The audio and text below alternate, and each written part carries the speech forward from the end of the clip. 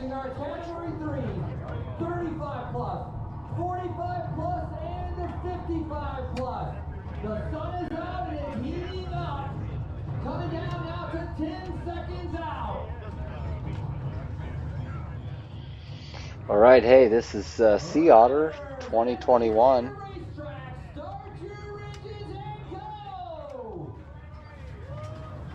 And this is the circuit race, Laguna Seca Raceway, racing on the racetrack. It's early. This is 8 o'clock. This is Friday morning. Teammate and I think we each woke up at like 3:15, and met up at like 4 to drive over here. Had to wait in line to get our numbers, had to kind of scramble. And then they're supposed to stagger the starts like 2 minutes apart between all the fields, and then they said, everyone to the line, we're going to start you and race you all together and score you separate. So this is, let's see, Elite Category 3, 35 1-2-3s, 45 1-2-3s, and 55 1-2-3s combined but scored separate. So kind of changed the race dynamics a little bit. Kind of bummed this wasn't a USAC sanctioned race, which seems kind of weird, but I don't know why. I guess I'm just used to doing those races. And it seems like Sea Otters is kind of a big venue up in Monterey. It's usually, I think, in like April or May, so it's definitely, late this year, doing it in October. There's Dave Casel, Super Dave on my wheel right there in the rear view.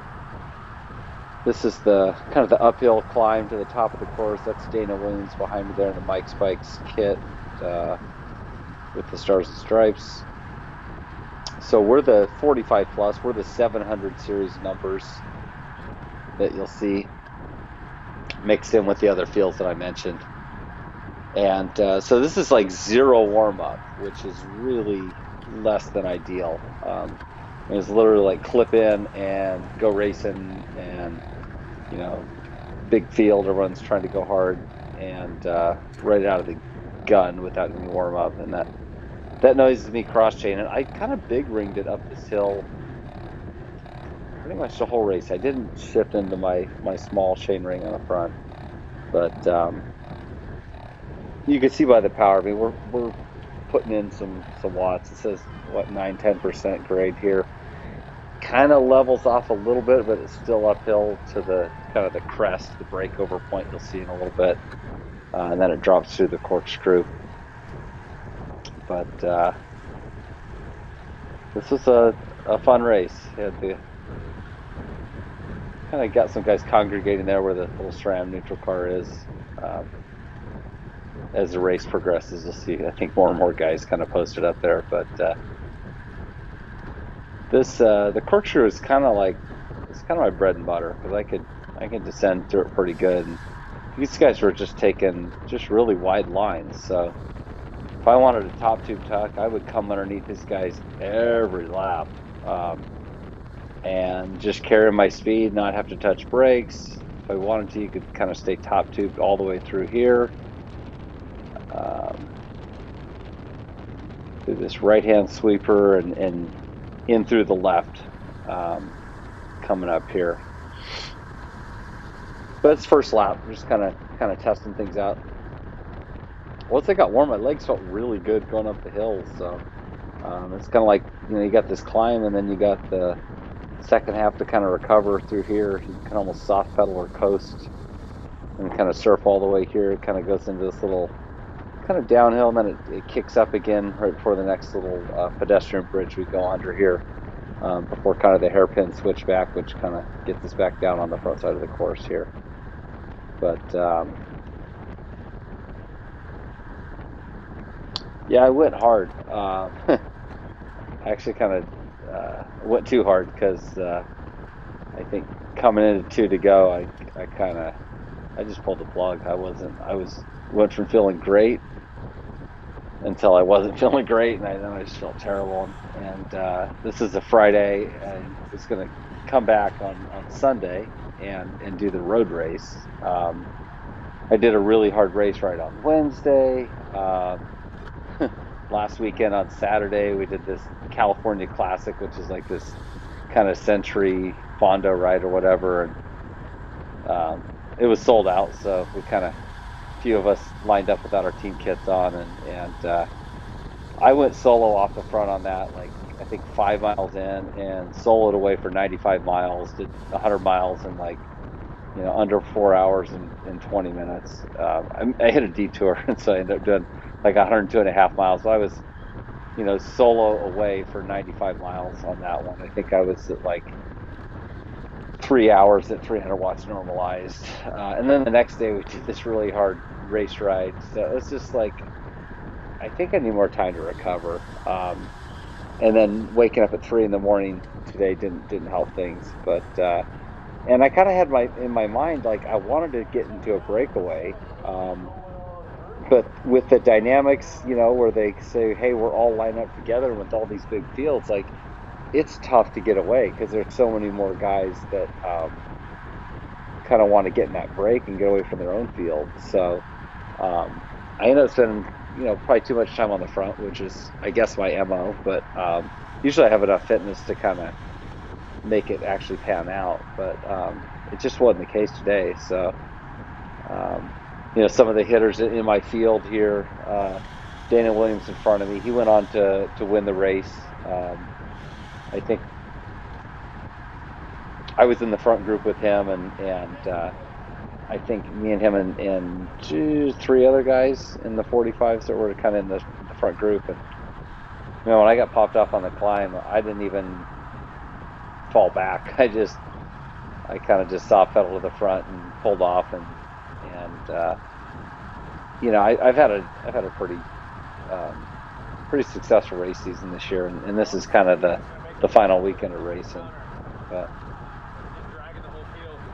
there's Dave telling me I'm dragging the whole field. He's right. And then I think Jason, the yellow kit, he's at some point he yells, "God damn it, Tucker," or something like, "Why are you pulling so hard up the hill?" It might be this lap even.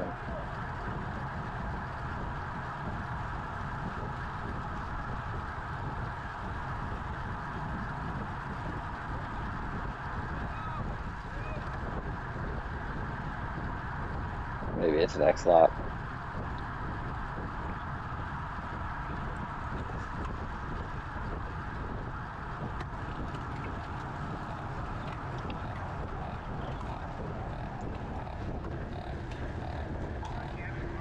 There he is. God damn it, Mark! What is your problem? Uh, he's a good dude. And then the other guy in the rear camera there, kind of leaning over his bars, out of the saddle. That's Scott Giles. He's also a former national champ. Got in a breakaway with him at Cantua Creek earlier this year in a road race, and I was able to ride away from him for the win there. But man, he seemed like he had really good fitness coming up this hill um, throughout the race, and so he's a good breakaway guy. And so I thought like maybe he gets up the road, I can bridge out to him. But again, you're just dragging too many guys, like Dave was saying. When all our fields are intermixed here.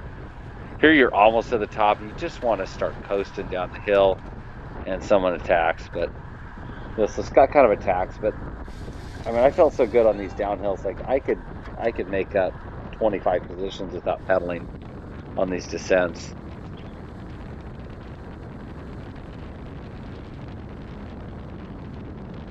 So I hope Scott does the road race also on Sunday, because he'll be a good break mate to try to work with in the road race. But it's just a fun course, though. It's kind of a famous racetrack.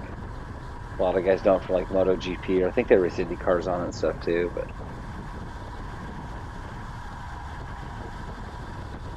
Steve, I felt like we had some decent separation here. Maybe it's just too early in the race, because I think I pulled through and kind of tried to pull in front of him to give him some shelter. So we got a little headwind I think coming into this little, when it kicks up to this uphill anyway. And I guess in the Pro 1-2 race yesterday, I think like a 6-man break form, maybe even on the first lap. And it's only a 60-minute race, so if you're gonna kind of snap the elastic, I guess you don't have quite as much time to do it. But their brakes stayed away.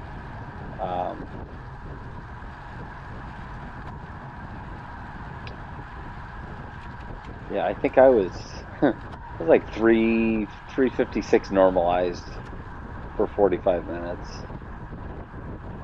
and I didn't realize how much fatigue I had in my legs this week. So I'm gonna really try to recover this weekend, take it easy, and then road races on Sunday. This again here today is Friday. Road race on Sunday for me at noon. So.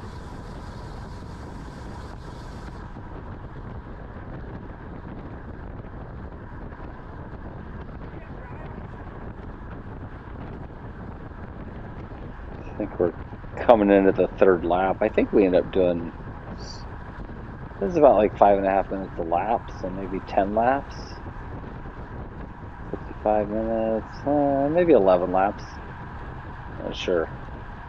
They haven't put out lap cards yet. I'm just looking at the kind of the video timer.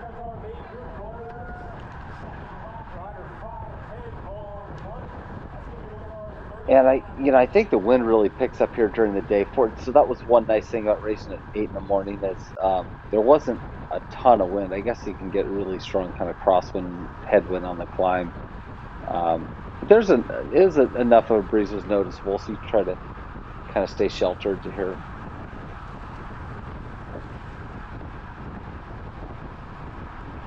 And that's a 300 series rider, so that might be just an elite Cat 3 guy, not Masters.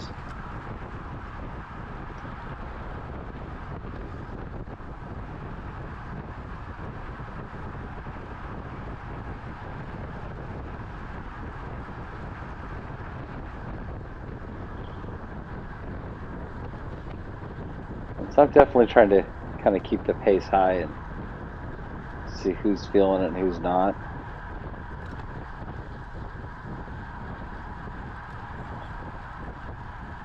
But I'm watching this. I'm watching Daniel Williams behind me, super accomplished racer, and all these other guys. They're dropping. I probably should have shifted into my small ring and just kind of spun up this hill a little bit more and kind of saved the legs because I think the big ring and my cadence drops down here a little bit once we get on the steep part. It definitely starts to put some fatigue in your legs. That's Larry Nolan behind me. He's got more national champions than Fingers. Super strong guy. He's 60+ guy, but man, he's got a really good spread, really crafty racer. Raced for Pete's Coffee this year, and then here comes Scott kind of up the inside, and I think he comes around me, or maybe I just kind of stay next to him, but kind of rolling the power on a little bit here. 600, 650, lap after lap. It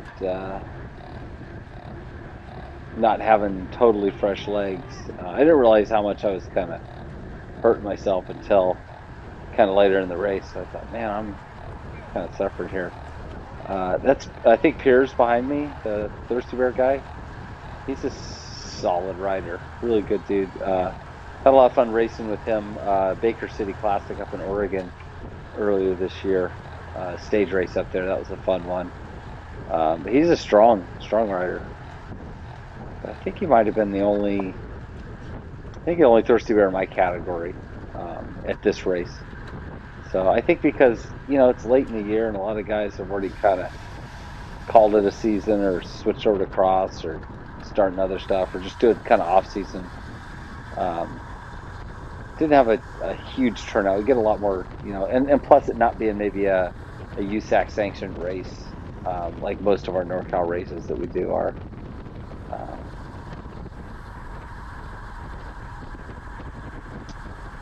There's the corkscrew coming to the downhill. About a third of the way through the race now.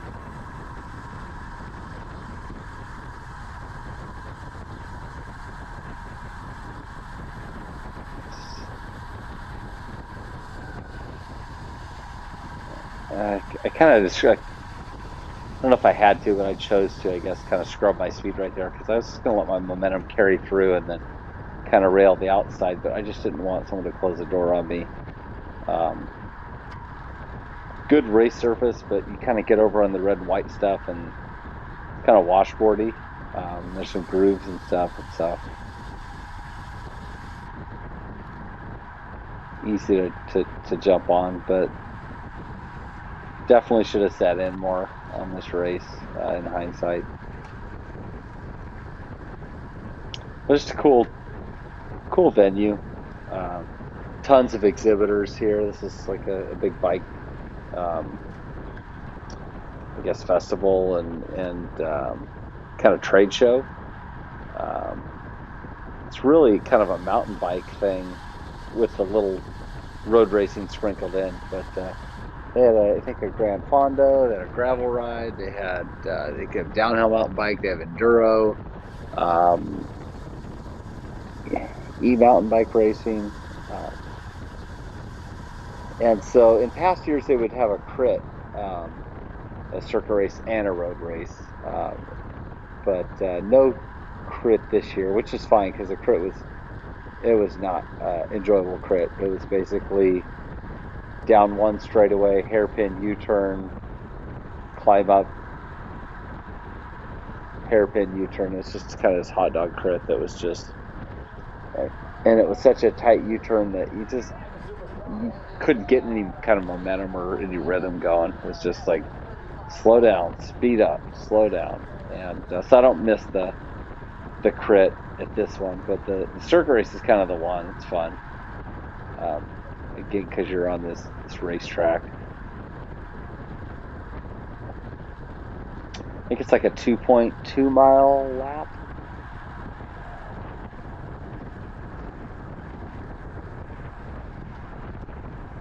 It's funny how, if you watch cars or motorcycles race on this thing, they just go flying through these corners, and then you get some of these guys on bikes that just aren't maybe comfortable uh, kind of doing the high-speed turning stuff, but they're touching brakes on a corner that's going 30 miles an hour, and you get these motorcycles are railing through these corners like 100 miles an hour on the gas. So um, it's kind of funny, but this climb definitely it looks and feels steeper on a bicycle than it does if you're watching like any in camera on bike motorcycle footage of Laguna Seca.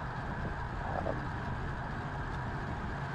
it's a pretty day. You're only maybe 8 miles from the beach or kind of inland from Monterey.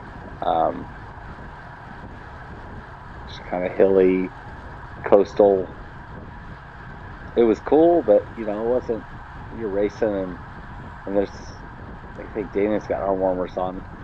The guy in front of me, but it wasn't that cold. Like I wore just a sleeveless kind of base layer, combo undershirt under my road suit, and that was it. I mean, I wore a jacket and vest till the race started, and then I took those off right before. But pretty good. So here's another 600, 650 watt effort, 666 up the hill.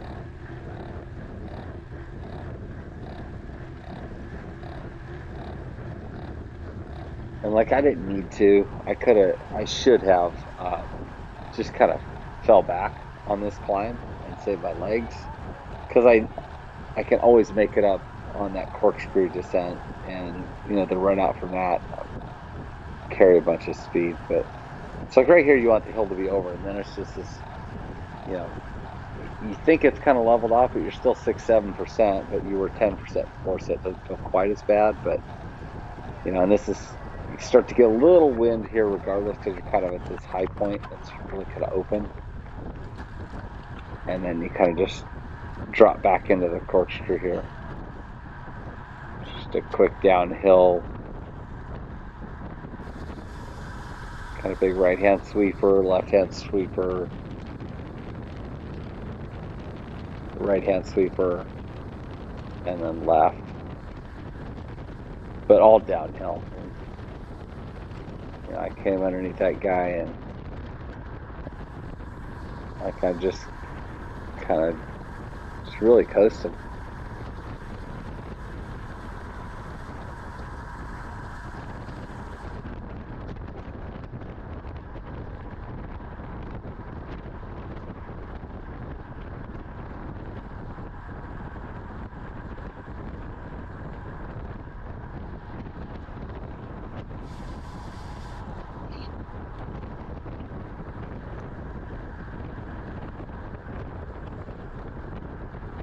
Yeah, this is one of those races where I should have put the rear camera on the big screen and picture-in-picture, put the front camera, because there's kind of more of the race to see behind me, I guess, than in front of me.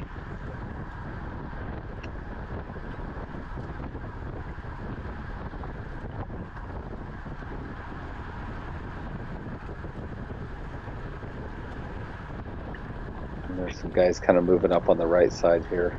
Kind of see them moving through the frame.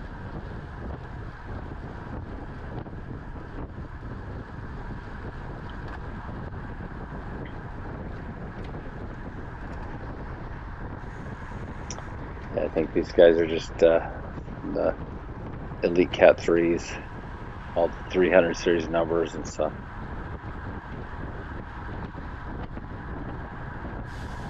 Kind of just jump on and get a little recovery here.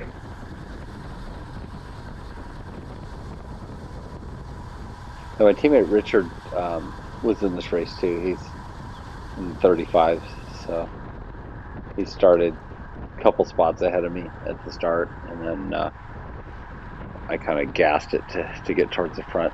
I think this is Andrew Connolly in front of us, Team Fremont. He's a NorCal racer, 35 plus guy. Strong. Had some fun racing with him in the past. Seemed like he had good legs today.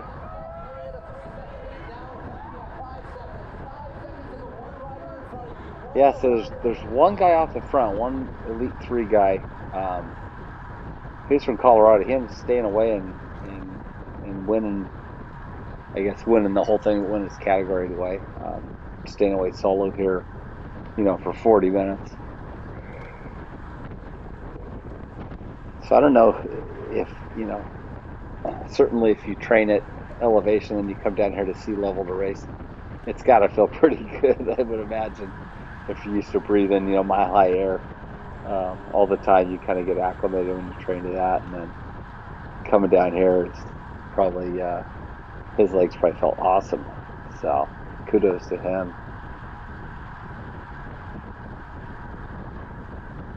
But yeah, super safe race. Like, I don't think there's any mishaps, or, you know, the hill's pretty chill in terms of like race carnage or anything like that.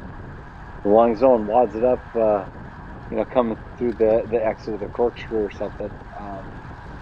You know, it's a well laid out course for pretty safe bike racing.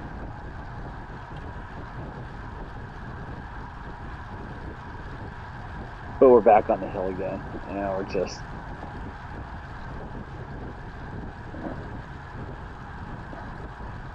And again, not even on the steep part yet, but yeah, it's still putting in 400, 450 watts.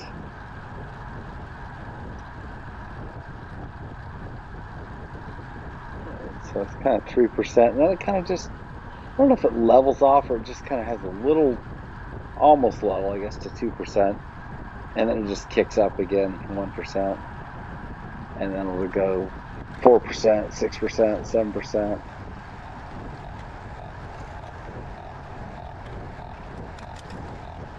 And there's Scott Giles.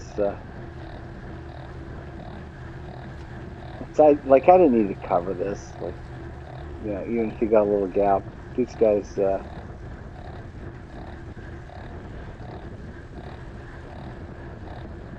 don't know if those are all lap riders, or there's definitely It might be.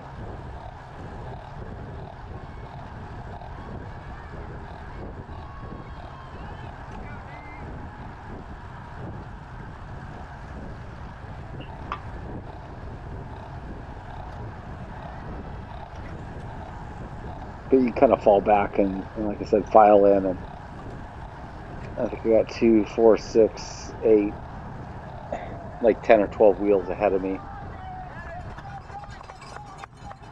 13, maybe 14 wheels.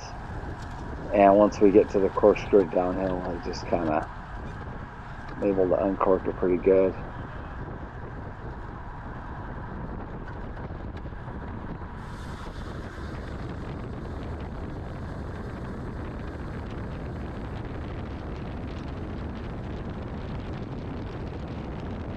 And so, you know, I got 65 hyper wheels that are pre-aero on my SL7.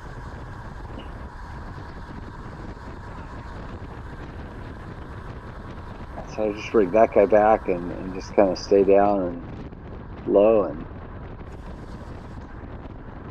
so I just gained all those spots back and really just kind of throw a little counter here at the end. Looks like there's still a couple of guys up the road here. I think those guys are on the lead lap. That might be Scott, who kind of charged up the hill there. Let's see, because I think I roll up to them. But you know, I mean, you know, 200 watts. You feel like you're recovering here, but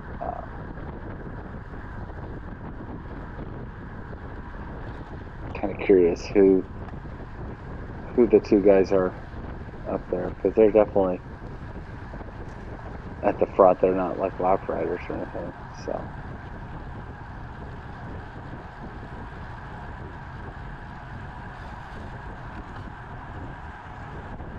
let's see.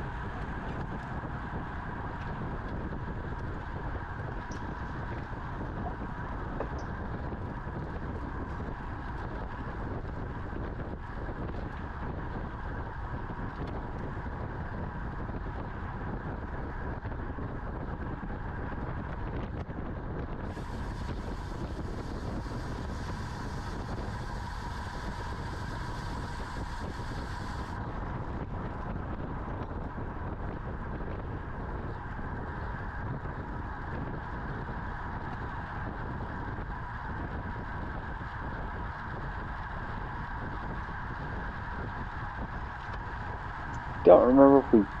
I feel like we catch those guys. Two guys are still kind of maybe 50, 75 meters up.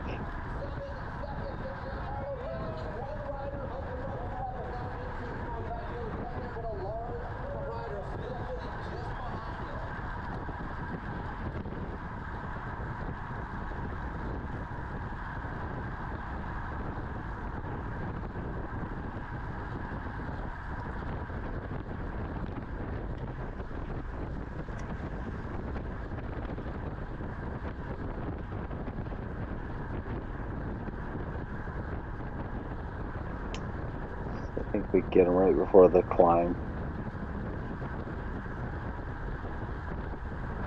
Coming up on the kind of the midpoint of the race here. Yeah, that was Scott and Dana.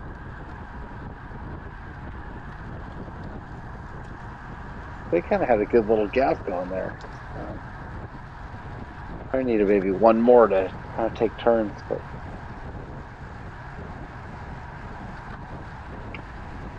these guys come through. But I don't think any of these guys are Masters guys. They're just some of the Elite 3 guys kind of hammer up, and so I just kind of hang back here a little bit, try to recover.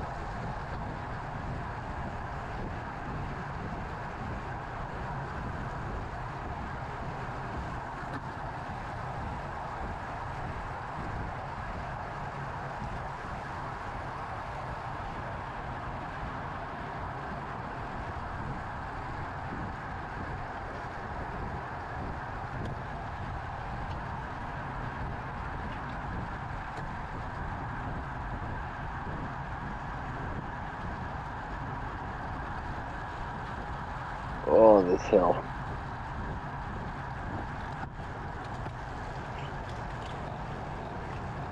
Another 500-600 watt effort up the hill.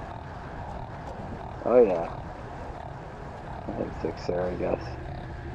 But every lap, I mean, yeah, now we're 640, 650.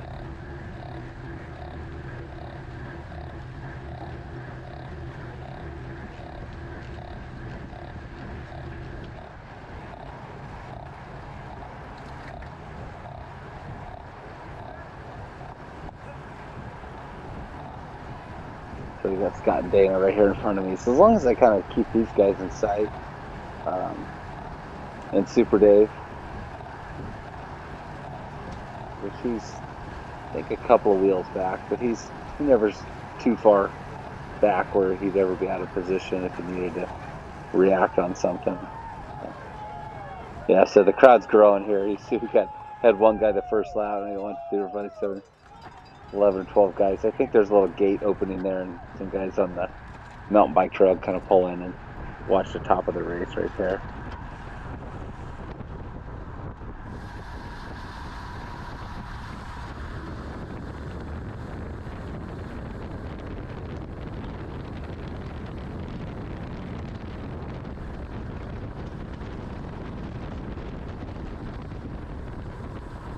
And so it's easy, I mean, just closing on these guys, and then,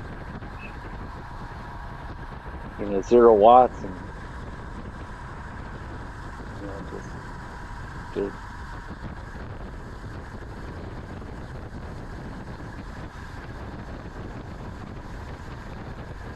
so in hindsight, I didn't need to hammer it up the climb, because I mean, whatever gap I open up on the climb by not going so hard, I can close on the descent without using watts. So that would have been a much wiser, more intelligent strategy than just a smash fest. But like I said, it ended up kind of catching up to me, and I was fine till I wasn't, and then I was like, exit stage right. So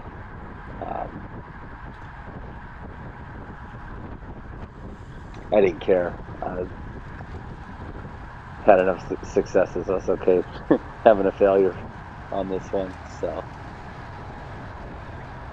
and trying to save my legs a little bit, like I said, for the road race, which I'm looking forward to.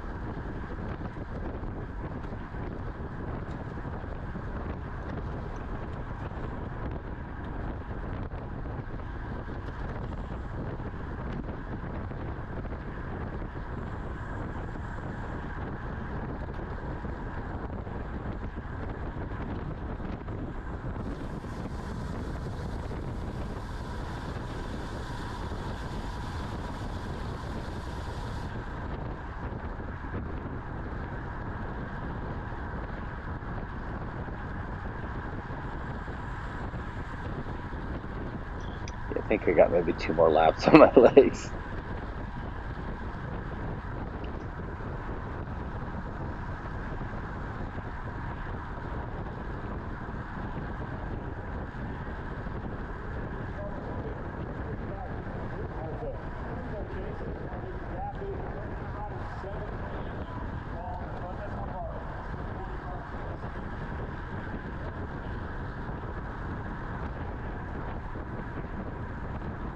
Lap right there, or past.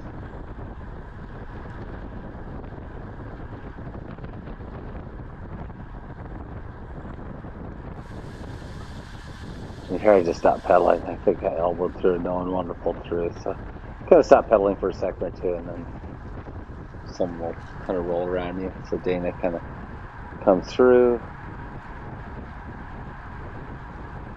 I didn't care about that guy. He's not in our field. I'll probably reel him in on the climb anyway.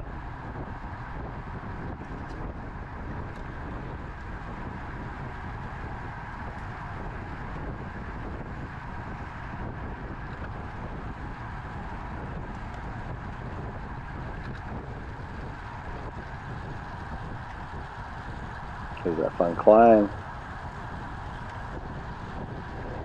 But There can be really big crosswind here, like in the P12 race. I saw a clip of guys were totally guttered on the right side up this climb, and guys were trying to stay sheltered. We're like riding in the gravel up the hill a little bit just to try to kind of echelon right and stay sheltered. But like I said, it was early, so the wind hadn't picked up much. But we'll have wind will be at full sail on Sunday, starting at noon versus this race starting at 8.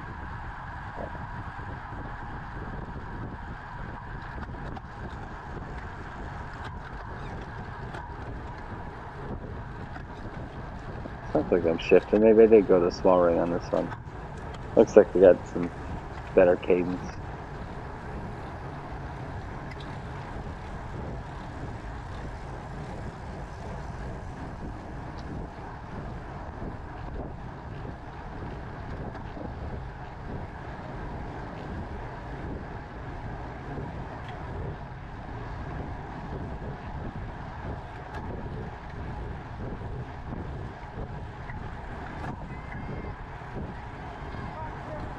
There we go. Let's hit the cheering section still there at the top here.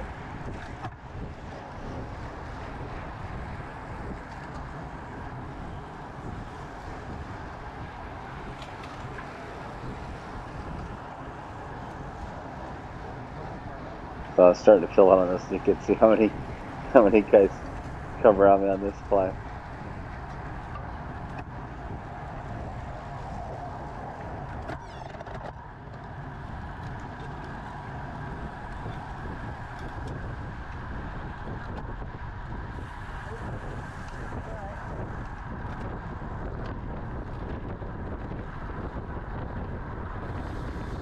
And I think I mean, so I don't know how many bikes that is that pass me on the climb, but I mean, like I said, I can kind of just rail these corners and just bring myself back up. So, but I just needed a little more recovery and a little less fatigue coming into this race, I guess. Because, like I said, I think I got one more climb in me, and then I gotta pull the ripcord on it.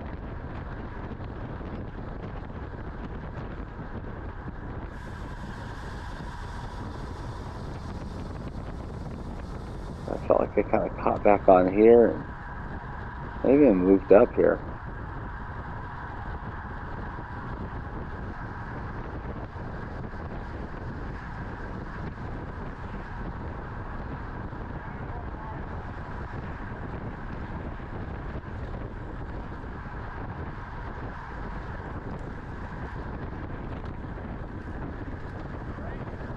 So, 30 wheels back and,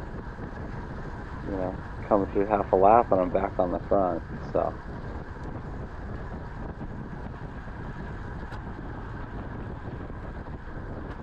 I should just save some more to, do it on the last lap or something. But I don't know if I could have outfoxed Dana. He was riding super smart and strong. I didn't realize it until I was watching my video. I was like, man, he spent a lot more time in my rear view than he did in my front view camera. Just smart riding.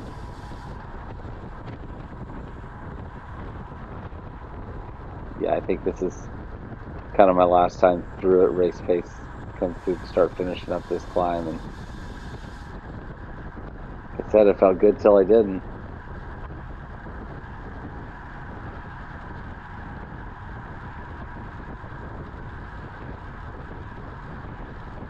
I think we see 3 to go on this one.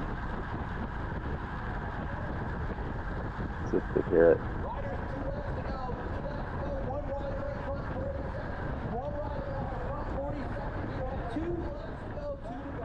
Yeah, I heard 2 to go, but I think he misspoke. Because I pulled off and they came through 2 more times after I pulled off.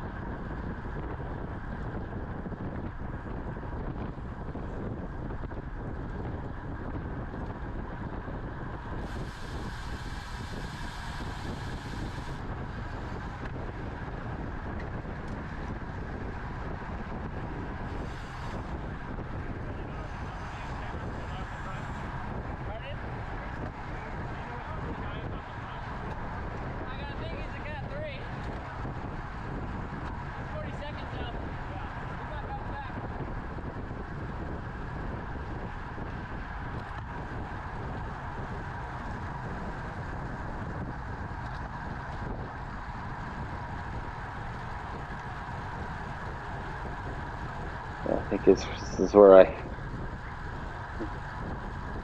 I'm dying here. Oh, this one hurt. This is my last climb at race pace, and I think after I come through the bridge and hit that second face, at some point I just swing left when everyone's kind of on the right side, and just kind of hug the white line, and just watch everyone go up the road, and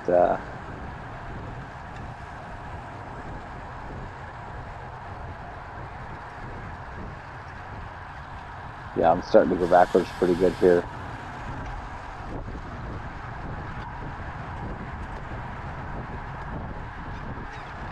And then I go into the small ring. I think I'm